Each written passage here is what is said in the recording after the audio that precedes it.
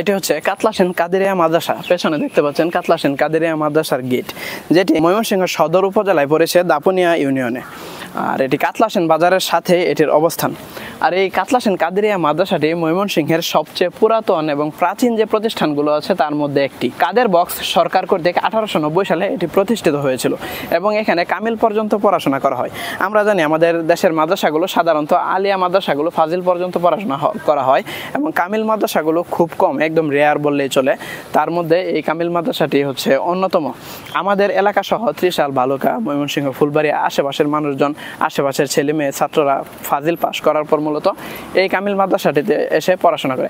এইখান থেকে আমাদের এলাকার বহু ছেলে মেয়ে বা বহু স্টুডেন্ট পড়াশোনা করে গেছেন এবং পরবর্তী জীবনে তারা সাফল্যের সহিত দেশ ও জাতি গঠনে অবদান রেখেছেন। এটি হচ্ছে কাতলা সেন মাদ্রাসার সেই পুরাতন ভবন।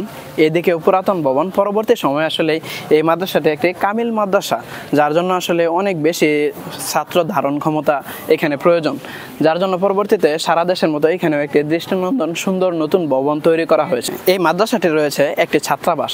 ওই আমার পেছনে এই যে ছাত্রাবাসটি 1970 সালে প্রতিষ্ঠিত মাওলানা আব্দুস সামাদ ছাত্রাবাস।